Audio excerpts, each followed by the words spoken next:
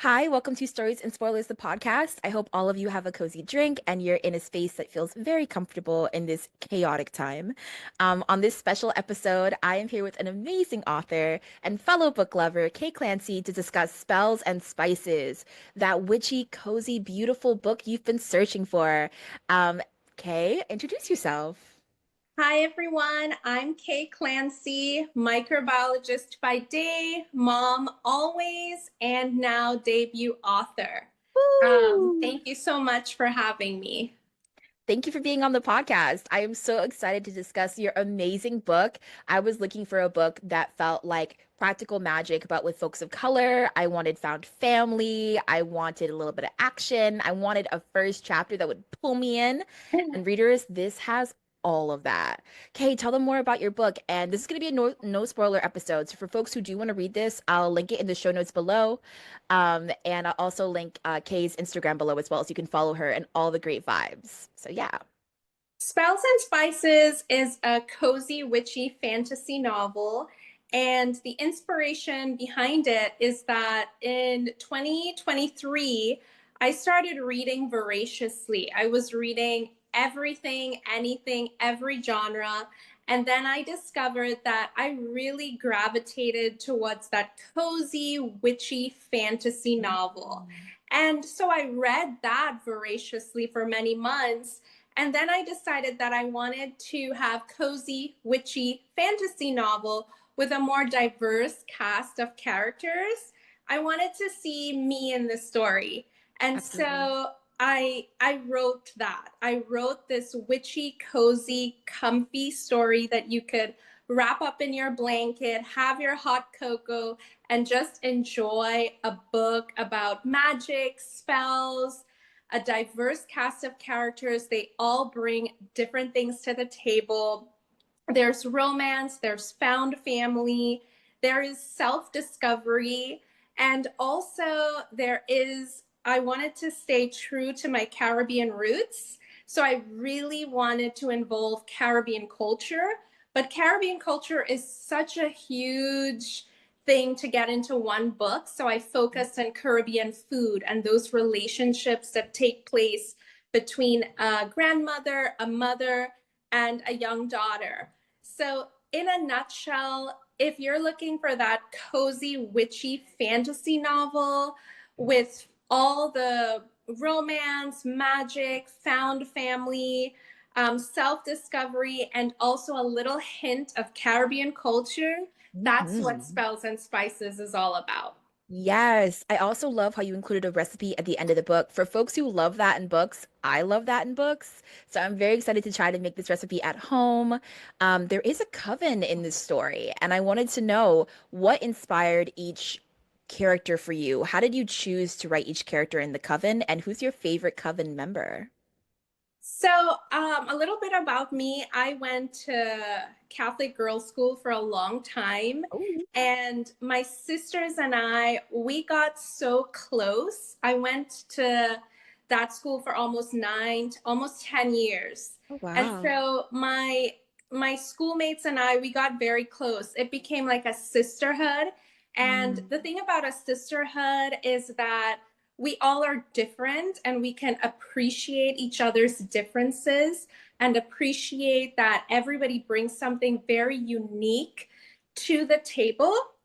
And my girls, my school girls, they mhm, were the inspiration for this. mm. Such different personalities, such different affinities. These witches, my coven of witches, they all have different affinities, different personalities, different challenges they encounter throughout the book. Absolutely. And I think my days of going to school with my girls and bonding and having good moments and Mhm. sad moments and all these different emotions that girls go through, especially in a group, I wanted to incorporate that. And so my coven, that was really the inspiration for my coven. My favorite character is going to have to be Aditi Crawley. She is my female main character. And what I love about her is I've had readers feedback and they're like, it's either you roll your eyes at her because she's so dramatic, or you just love her because she's so dramatic. And I think she's my favorite character because you see her evolve throughout the story. You see her grow throughout the story. You see her step into her power and embrace being a witch, being a witch Mm. of color. And like really embracing her Caribbean culture, really embracing her roots. And I think what I love about her is that growth Mm. throughout the novel, that self discovery. She's such, I've had people message me on Instagram saying they absolutely loved her character, even though there are moments they would roll her eyes because she Yeah, can be dramatic. But absolutely. they, you Yeah. know, the consensus is they really enjoyed her growth and her stepping into her power and embracing everything that's so witchy and cozy and bonds with her girls and fellow coven members, then finding romance. And, you know, at first she's timid um, with regards to the romance, and then they fall into it. Mm. So you really see her develop as a character, grow as a young female, you know. So I really enjoyed writing her, creating her, and seeing her just go wild on the pages. I would say when I wrote this book, I had an idea who I wanted Aditi to be, and then as I wrote, she kind of just went on the went on her own tangent. So she flowed out of me, aspects of her flowed out of me that I didn't even know I wanted to put there. And then when I created her, I'm like, she's exactly who she's supposed to be. I, while reading this, I felt so grateful to finally have representation in a book with women of color who aren't the side characters, who are the main characters. In this series, Books for the Soul, this is a monthly episode. I'm thinking about doing it twice a month where I highlight authors, book bloggers, and other folks of color who really, really want representation and how they represent that on social media through their books, creating the space, building your own table. And what really inspired me about this book is that there is a love story. There's also self-love. And there's also a sense of generational healing and like appreciation for other women. It doesn't feel toxic in any way. Like the conflict isn't about like women despising other women. It's not like self-loathing either. I wanted to know kind of did you find in yourself while writing this book the diversity you were looking for in literature? Or did you feel like there's already literature you found that inspired you?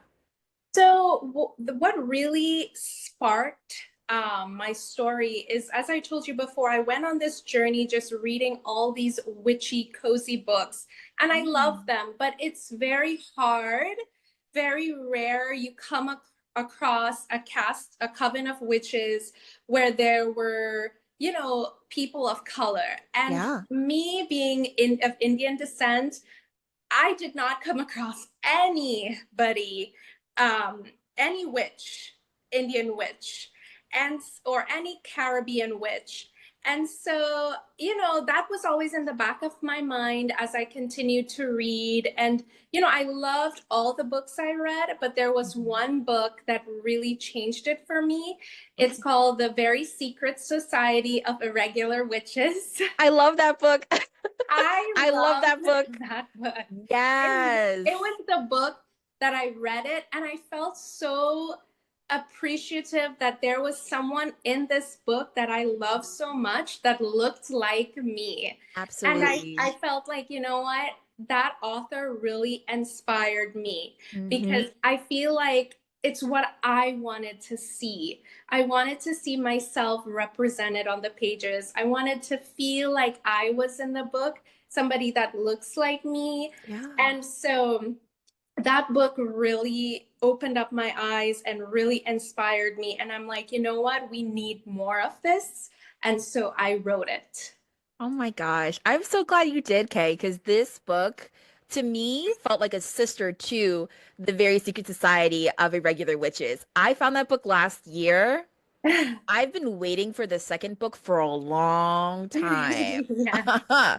But your book to me, I couldn't help it. I was reading it and I'm like the style, the love for oneself, self-acceptance, even the love story, a lot of it to me felt like um I don't know, it felt like these books could be friends, like I they're on the know. same shelf. And I love that, but they also stand on their own. Yeah. One of my favorite elements of your writing, and for listeners out there who are going to read this, is that I can envision it like a movie in my head. I could clearly see everyone in my mind.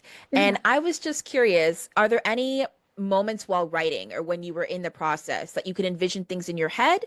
Or was it more so when the story was over, it was all kind of just like like the story's out there, it's its own person now? Because I envision things in my mind like a movie, and I always wondered if authors did as well.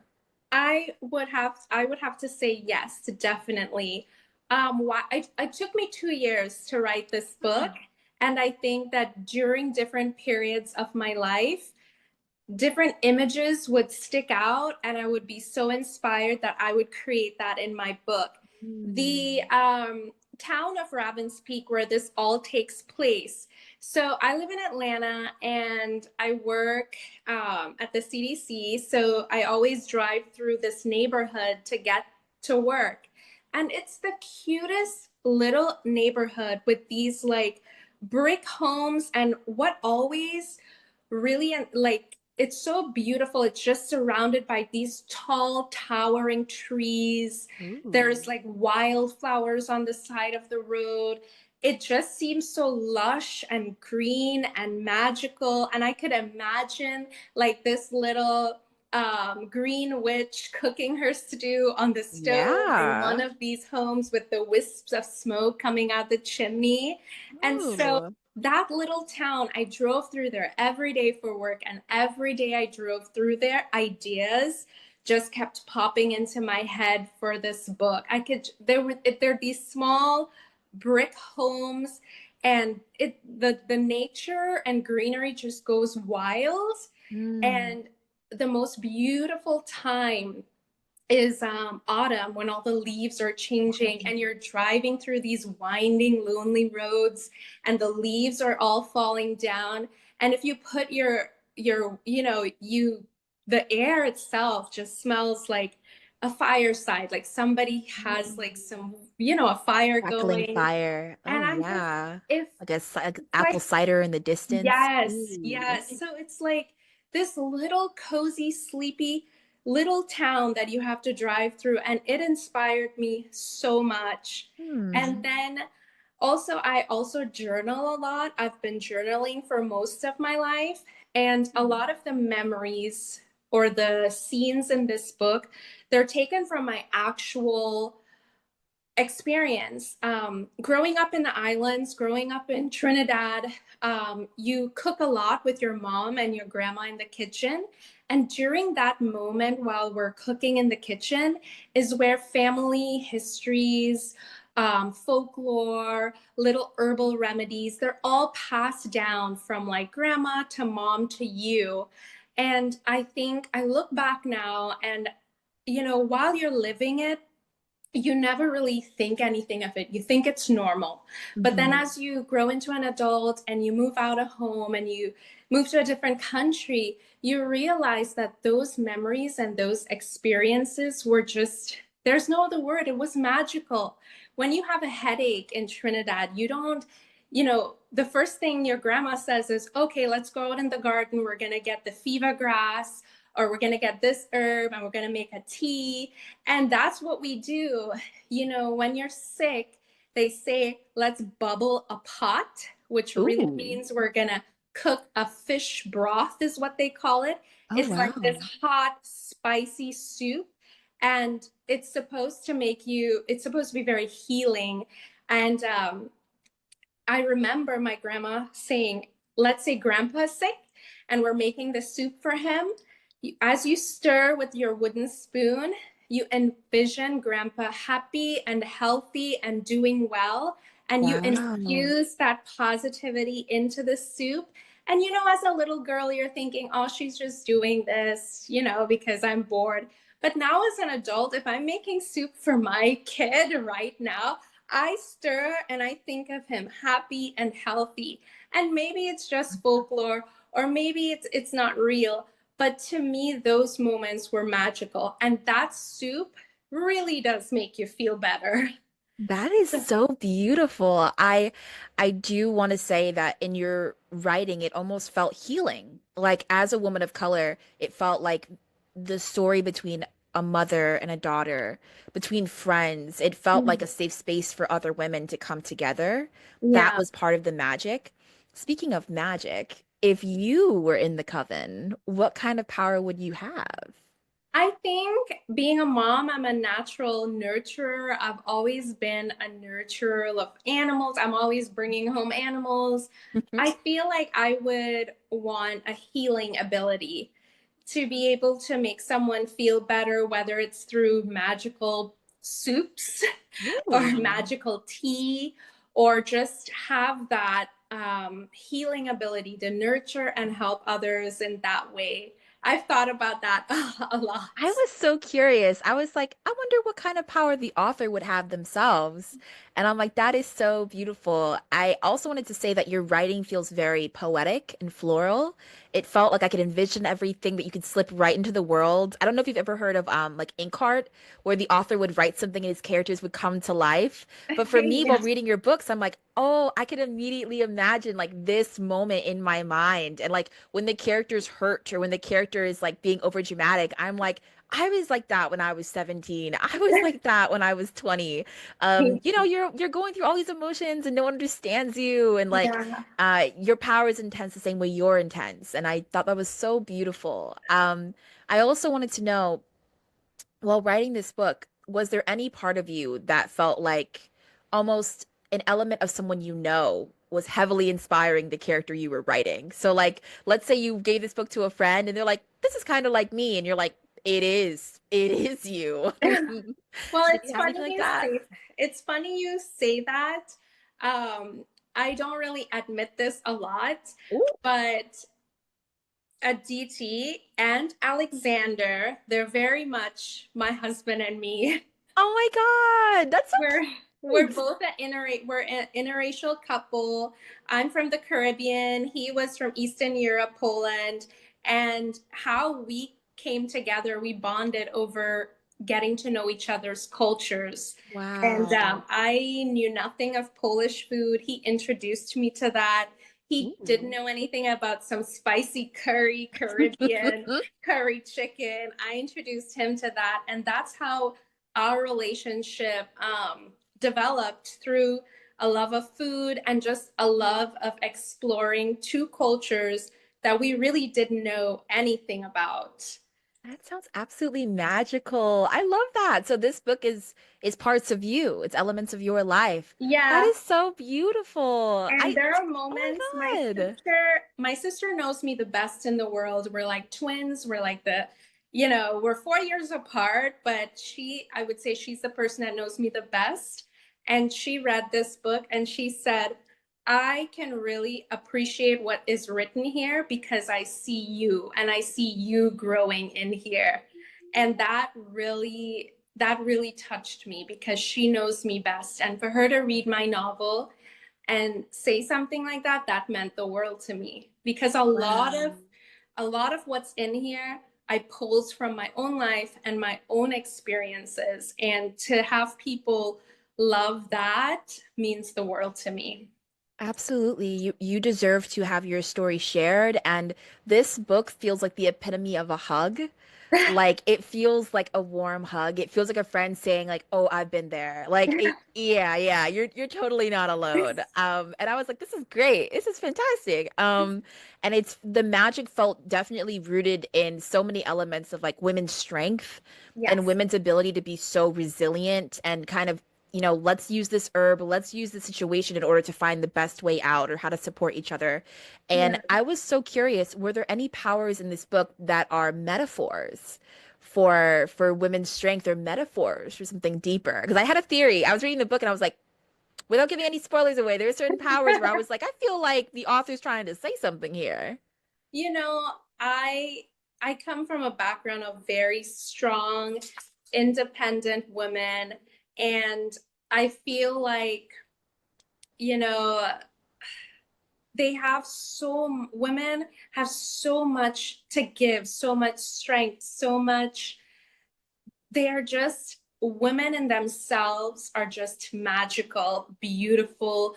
When you really sit down and think about it, it's just, I'm so proud to be a woman and to come from a line, a family that's, you know, such strong, independent women. And I feel a lot of it came through. Um, there are some of the abilities definitely represent some inner aspects of women that I wanted to bring to the forefront. Absolutely. Um, the healing, the healing, the nurturing, the leading, the being. I would always say like my aunt, she's very tough, like Iman, and can sometimes seem very cold. But let me tell you, you're in trouble, you pick up that phone and you call her, she gonna be there. And I Mm. feel like I really wanted to bring those aspects, those hidden real world affinities that women have, you know? So it definitely did come into my characters. Oh my gosh, I'm so grateful to hear that. And I have to say that one of my favorite parts of your book is that each woman is incredibly complex in her own way. I don't feel like any of the women served a singular purpose. I feel like they could very well be real people. Mhm. And I loved that. That definitely healed something for me. If there's any listeners out there who's read a book where you thought this character, like, oh my gosh, she feels just like me, and then she ends up just being this I hope that you haven't heard of this trope because it's incredibly hurtful, but there's a trope where it's the magical black person where we're there to help another character and then we kind of just disappear. Yeah. Or our storylines are cut short or we die off and it's like Yeah. our only purpose was to serve another Yeah. character. With your book, it felt so healing to finally see like characters who have dreams and who have goals and who have personalities outside of the main character, but they complement her in a way or they challenge her. That felt incredibly healing and incredibly refreshing. So I just had to give you kudos for that because it's so rare that I see that Yeah. in fantasy where we're so often the side character. Yeah. So it was nice to finally see like a group of women who all of them equally got their time Yeah. and were respected in that way. That was so powerful. And that was definitely a goal of mine. I didn't want anybody to outshine anybody else. I wanted it to be unity, equality, and achieving things together, working together. And I definitely wanted my female character to shine a little. I mean, I totally think she did. I definitely I always cast characters in my head of like celebrities if this became a movie. And in my head, even though she is older, just her power. I imagine there's an actress who's playing the female version of James Bond. Her name is like Lashana Lynch, and I imagined her as the main character just because she's supposed to be powerful and Yeah. she's got a very expressive face. And I was like, oh, I could totally imagine her. If we were all adult, if we're all, if it was an adult cast, I could totally Yeah. imagine her in this book. And I don't know why, but there was another character who I will not name who I imagined as Viola Davis because she's supposed to be like a mother figure and very like powerful and badass. And I I was, know exactly who you're talking you know about. who I speak of. I was sitting here and I was like, Viola is like who? There's only one. There's only one. So I was wondering if this could be a movie, who would you cast as the main character? And Oh. I was just curious. Like in my head, I'm like, if this became a movie, got a call right now. And they were like, we're casting this, we're making it happen. Is there anyone that you imagined where you were like, if money was no object, they would have to be cast in this as a film? I I will have to give know. that one some thought. Listen, I'll circle back because in my head, I was like, if this became a movie, take my money now. I would immediately want to see it. So The yes, initial character you're talking about, it was in my head. She was Angela Bassett. I could see Angela Bassett. I love Angela. We love Angela. Whenever I it's like could a just powerful woman, I'm like, Angela. right. She gives that off Oh yeah, and she's so played a well. witch. She played a witch in American Horror Story, Oh, and you're she was great. right. And You're she was right. great. You're Listen. right. And she was a real and she played a real historical person. And it was fun. Like she did a Oh, great job. oh wow. I Yeah. remember that She'd be now. down for it again. I'm sure she'd be down for it again. Angela, I would pay. She also played the mother in Black Panther. Yeah, yeah. And in that way, she was powerful in that too. She has this That's beautiful yeah. element. Yeah, I I'm also always imagined Kiki while I was Palmer in this writing book as well. Iman, while Hmm. while I was writing that Yeah, character, she always popped into my head. I could see that. For my She's just so beautiful too. yeah, She's yeah, gorgeous. 100%. Also Priyanka Kapoor, I also imagined her as another character in the book. There's something about the fact that I feel like it's very rare that we see women of color, an entire cast in roles with witches. I feel more often than not, it ends up just kind of being like one black woman, and it's like that's it.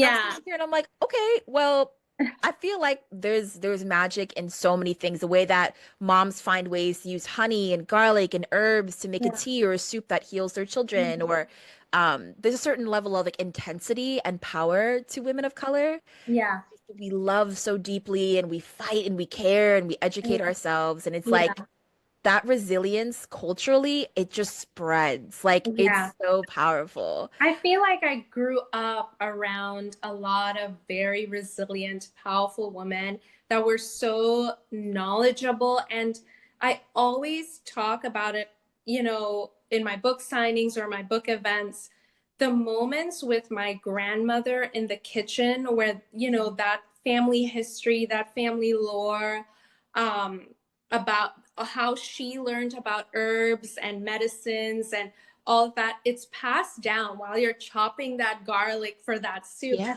I always talk about how I feel like sometimes we take for granted those moments. Those are Mm. magical. When you're in the kitchen with your mom or your grandma and you're cooking a meal together to nourish the ones you love, your family, that's very powerful.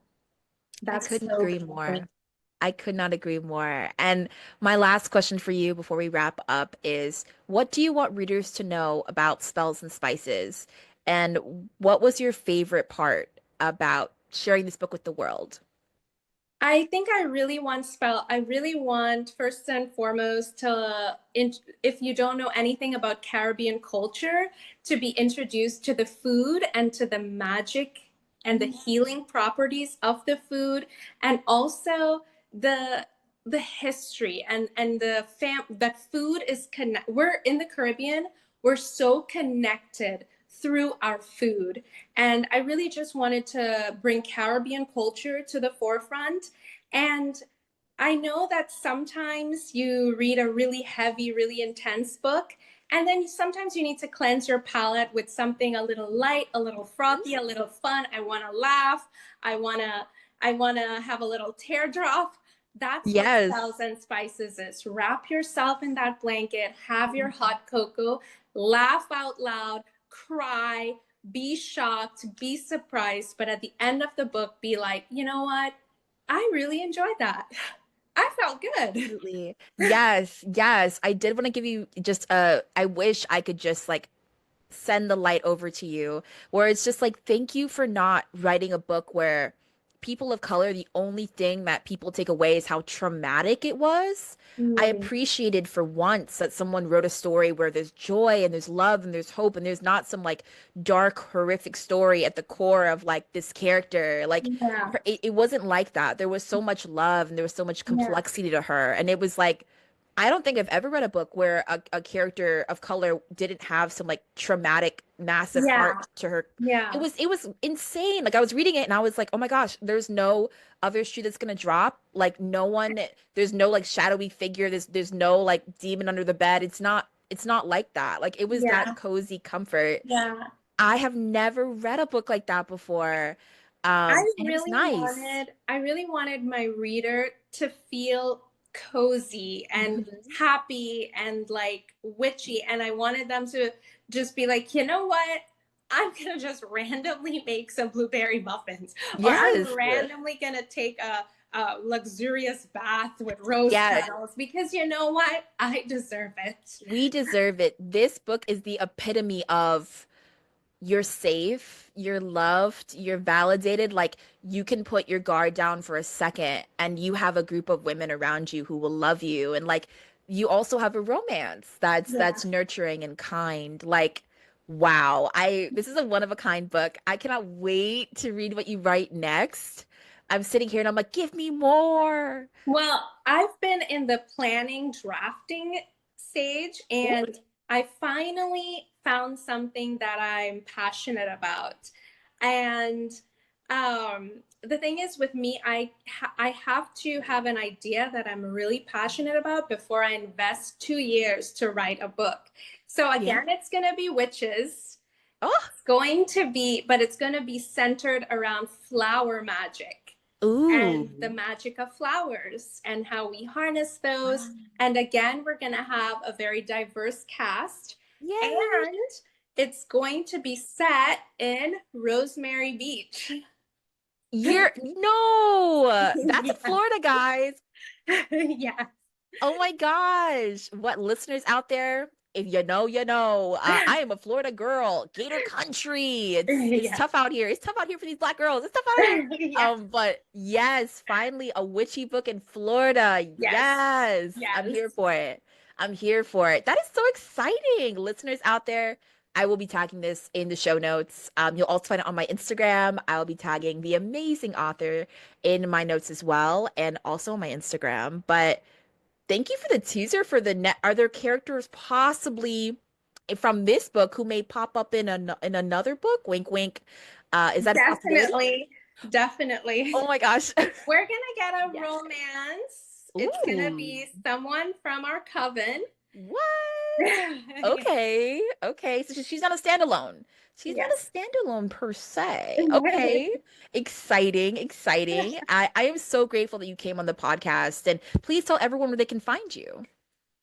You can definitely find me on my Instagram at Kay Clancy, author Kay Clancy, and I am going to be working on my website soon. Oh. And this year, I'm doing a host of book signings throughout Georgia.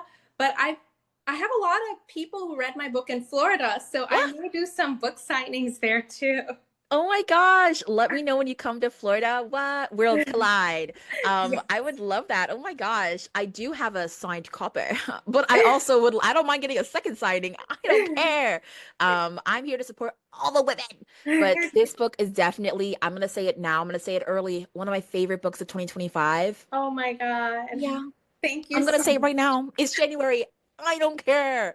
It was such an amazing book. I cannot wait to read what you write next. I will gladly wait.